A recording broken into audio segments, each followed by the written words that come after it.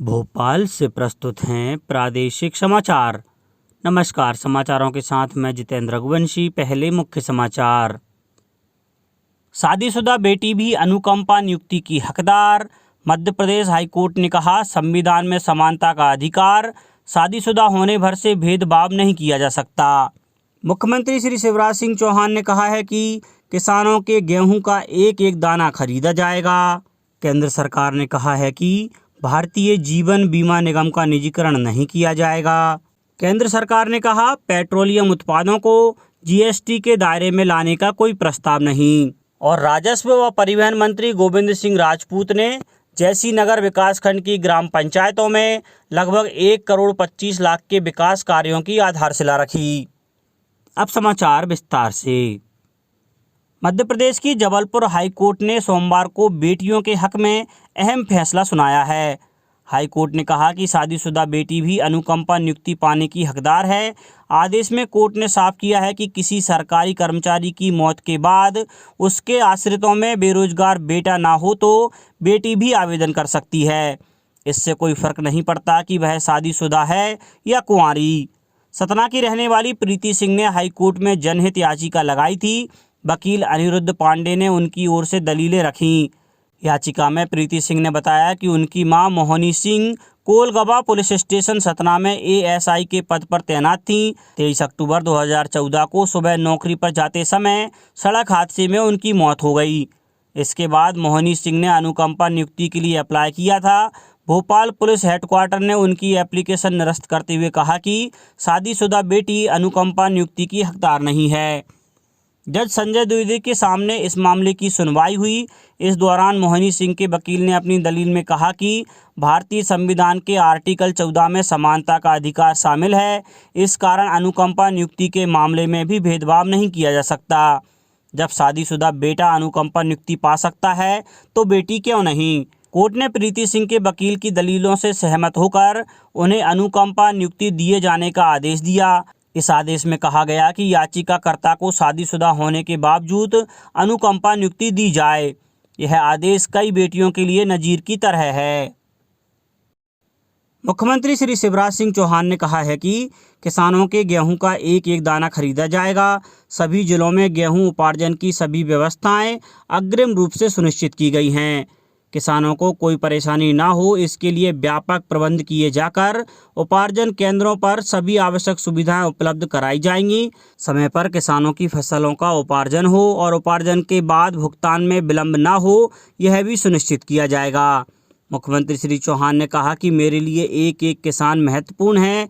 किसी भी किसान का भुगतान रुकना नहीं चाहिए। उपार्जित फसलों के तुरंत परिवहन की भी व्यवस्था की जाए।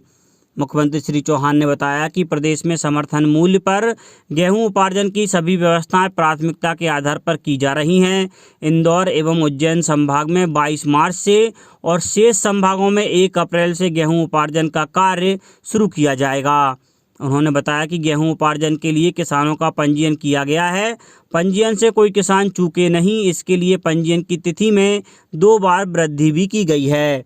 मुख्यमंत्री श्री चौहान ने बताया कि पिछले वर्ष कोरोना काल में किसानों की सुविधा के लिए उपार्जन केंद्रों की संख्या बढ़ाई गई थी। इस बार 4,763 केंद्र पर उपार्जन की व्यवस्था की गई है। सभी उपार्जन केंद्रों पर किसानों के लिए माकूल व्यवस्थाएं भी की जा रही हैं। मुख्यमंत्री श्री चौहान ने किसानों से अपील की है कि वे निश्चिंत होकर अपने गेहूं उपार्जन केंद्रों पर लाएं। सभी किसानों के गेहूं का एक एक दाना सरकार खरीदेगी। इस बार समर्थन मूल्य पर 125 लाख मीट्रिक टन गेहूं उपार्जन का अनुमान है। अभी तक 24,58,000 किसानों ने गेहूं उपार्जन के लिए पंजीयन कराया है। इस बार गेहूं का समर्थन मूल्य 1,975 रुपये प्रति क्विंटल होगा। गत वर्ष यह 1,925 रुपये प्रति क्विंटल था। मुख्यमंत्री श्री चौहान ने बताया कि चना, मसूर एवं सरसों का उपार्जन 22 मार्च से प्रारंभ किया जाएगा, जो 15 मई तक चलेगा। इस बार उपार्जन का कार्य मार्क फेड करेगा।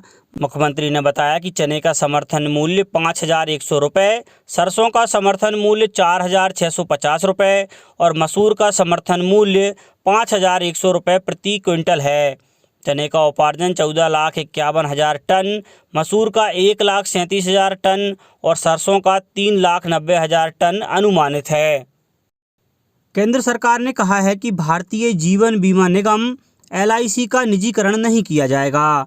कल लोकसभा में प्रश्नकाल के दौरान पूरक प्रश्न का उत्तर देते हुए केंद्रीय वित्त राज्य मंत्री अनुराग ठाकुर ने कहा कि केंद्र सरकार LIC में पारदर्शिता लाने और इसका बेहतर मूल्यांकन करने के लिए निवेश की शुरुआती पेशकश यानी IPO लाने की योजना बना रही है। उन्होंने कहा कि यह IPO LIC में निवेश को बढ़ावा देंगे। श्री अनुराग ठाकुर ने कहा कि यह फैसला बाद में लिया जाएगा कि हिस्सेदारों की कितने प्रतिशत हिस्सेदारी होगी। श्री ठाकुर ने कहा कि IPO से देश के साथ साथ हिस्सेदारों को भी फायदा होगा। केंद्र सरकार ने कहा है कि फिलहाल कच्चे तेल, पेट्रोल, डीजल, विमान ईंधन और प्राकृतिक गैस को GST के दायरे में लाने का कोई प्रस्ताव नहीं है। वित्त मंत्री निर्मला सीतारमण ने कल लोकसभा में बताया कि GST परिषद ने भी इस बारे में कोई सिफारिश नहीं की है। उधर पूरक प्रश्नों का जवाब देते हुए वित्त राज्य मंत्री अनुराग ठाकुर ने कहा है कि केंद्र और राज्यों को मिलकर डीजल और पेट्रोल की कीमतें कम करने के उपाय करने चाहिए। उन्होंने राज्य सरकारों से पेट्रोलियम उत्पादों पर कर कम करने का आग्रह करते हुए कहा है कि केंद्र सरकार भी इसके बाद कीमतों में कमी पर फैसला करेगी। राजस्व व परिवहन मंत्री गोविंद सिंह राजपूत ने JC नगर विकासखंड की ग्राम पंचायतों में लगभग 1 करोड़ 25 लाख के विकास कार्यों की आधारशिला रखी। मंत्री श्री राजपूत ने ग्राम पंचायत चकेरी व करैया में 75 लाख की नल जल योजना का भूमि पूजन किया। उन्होंने बरखुआ महंत में आंगनबाड़ी भवन, CC सड़क, बाउंड्री वाल आदि विकास कार्यों का लोकार्पण भी किया। उन्होंने करैया में स्थानीय लोगों की मांग पर स्कूल भवन की बाउंड्री वाल एवं सांस्कृतिक कार्यक्रम आदि के आयोजन के लिए स्टेज निर्माण की घोषणा भी की। कार्यक्रम को संबोधित करते हुए मंत्री राजपूत ने कहा कि नल जल योजना में हर घर में पानी पहुंचेगा। उन्होंने कहा कि सभी का कर्तव्य है कि पाइपलाइन रखरखाव का व देखरेख अच्छी तरह से करते रहें। एक बार फिर उन्होंने ठेकेदारों को सचेत करते हुए कहा कि घटिया काम किसी भी तरह से बर्दाश्त नहीं किया जाएगा। युवा मामलों और खेल मंत्री किरेन रिजिजू ने कहा है कि सरकार कश्मीर के गुलमर्ग में शीतकालीन खेल संस्थान स्थापित करने के लिए काम कर रही है। राज्यसभा में कल एक प्रश्न के उत्तर में श्री रिजिजू ने कहा है कि इस बार खेलो इंडिया शीत खेलों में कश्मीरी युवाओं की अभूतपूर्व भागीदारी रही। उन्होंने कहा कि सरकार कश्मीरी लोगों के फुटबॉल और क्रिकेट सहित सभी ओलंपिक खेलों में सक्रिय भागीदारी सुनिश्चित करने के लिए प्रतिबद्ध है। श्री रिजिजू ने कहा कि हालांकि कश्मीर घाटी में अंतर्राष्ट्रीय क्रिकेट मैचों का आयोजन खेल मंत्रालय के दायरे में नहीं आता है, सरकार के पास सभी प्रमुख खेलों में कश्मीरी युवाओं को बढ़ावा देने और प्रशिक्षित करने की दिशा में काम करने के लिए एक विशेष रोड मैप है। कल विश्व उपभोक्ता अधिकार दिवस था। यह दिन प्रत्येक वर्ष 15 मार्च को उपभोक्ता अधिकार और आवश्यकताओं के बारे में वैश्विक जागरूकता बढ़ाने के लिए मनाया जाता है। उपभोक्ता मामलों के मंत्री पीयूष गोयल ने इस अवसर पर लोगों को शुभकामनाएं दी।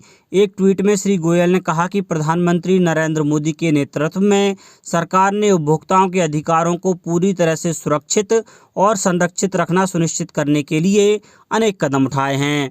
सूचना और प्रसारण मंत्री प्रकाश जावड़ेकर ने कहा है कि उपभोक्ताओं को यह अधिकार है कि उन्हें उचित मूल्य पर सही उत्पाद मिले। श्री जावड़ेकर ने लोगों से आग्रह किया है कि वे सही उत्पाद न मिलने पर उपभोक्ता फोरम में इसकी शिकायत करें।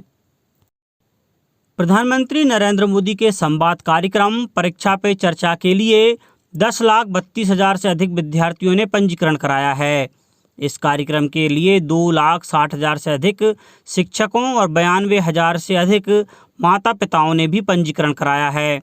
परीक्षा पे चर्चा कार्यक्रम बच्चों के लिए तनाव रहित माहौल बनाने के उद्देश्य से प्रधानमंत्री के नेतृत्व में शुरू किए गए व्यापक अभियान का एक हिस्सा है। इस कार्यक्रम के जरिए प्रधानमंत्री स्कूल के विद्यार्थियों, उनके माता पिताओं और शिक्षकों के साथ आने वाली परीक्षाओं के सिलसिले में बातचीत करेंगे। कार्यक्रम के लिए पंजीकरण कराने का रविवार को अंतिम दिन था। इस महीने वर्चुअल माध्यम से यह कार्यक्रम आयोजित होगा। यह इस कार्यक्रम की चौथी कड़ी होगी। अंत में मुख्य समाचार एक बार फिर। शादीशुदा बेटी भी अनुकंपा नियुक्ति की हकदार। मध्य प्रदेश हाईकोर्ट ने कहा संविधान में समानता का अधिकार, शादीशुदा होने भर से भेदभाव नहीं किया जा सकता। मुख्यमंत्री श्री शिवराज सिंह चौहान ने कहा है कि किसानों के गेहूं का एक एक दाना खरीदा जाएगा। केंद्र सरकार ने कहा है कि भारतीय जीवन बीमा निगम का निजीकरण नहीं किया जाएगा। केंद्र सरकार ने कहा, पेट्रोलियम उत्पादों को जीएसटी के दायरे में लाने का कोई प्रस्ताव नहीं। और राजस्व व परिवहन मंत्री गोविंद सिंह राजपूत ने जैसी नगर विकासखंड की ग्राम पंचायतों में लगभग 1,25,00,000 के विकास कार्यों की आधारशिला रखी। इस बुलेटिन में इतना ही। घर पर रहिए, सुरक्षित रहिए और सुनते रहिए प्रादेशिक समाचार। नमस्कार।